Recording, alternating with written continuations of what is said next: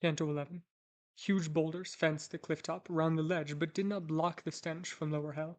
Retracing from that edge, we went behind a monument inscribed, "I hold the Pope Anastasius, who was led astray by Pontinos."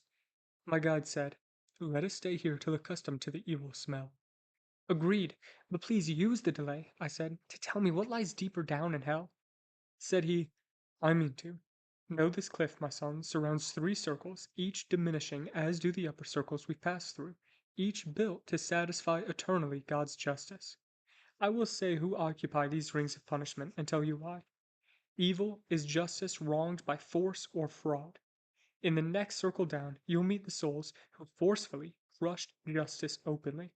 Homicides, tyrants, plunderers, who took their neighbors' lives and properties and lands, suicides too, destroyed by their own hands.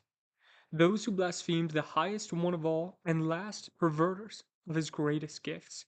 Bad buggers and bad bankers rich through loans. Each sort receives a different punishment that splits their circle into treble zones. Fraudsters are in the second circle down. Fraud is the sin the highest hates the most, since fraud kills love, the bond between the just which could unite us all.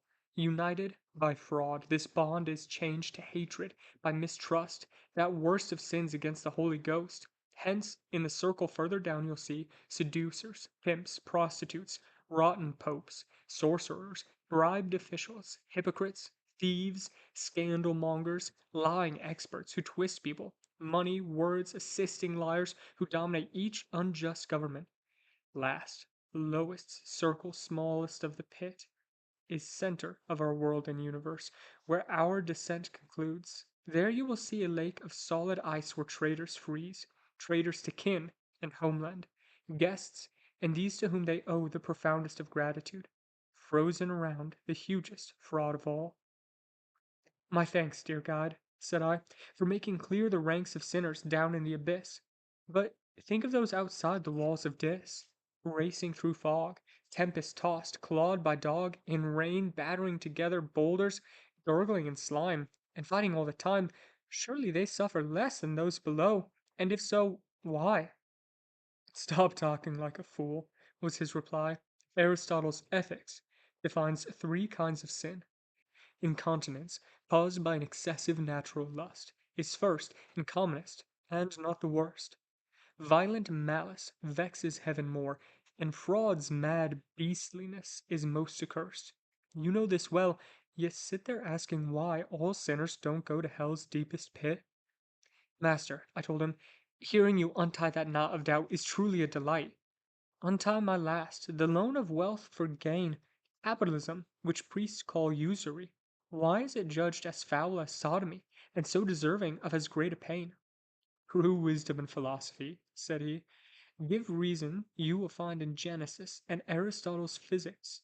These explain natural things, are heaven's handiwork, and humankind should live by daily toil, through honest use of its materials, as all good farmers, tradesmen, housewives do, and poets too, who show realities. Despite the endless labor one commanded on sending Adam out of paradise, money itself is not against his law, when it helps people share the goods we need.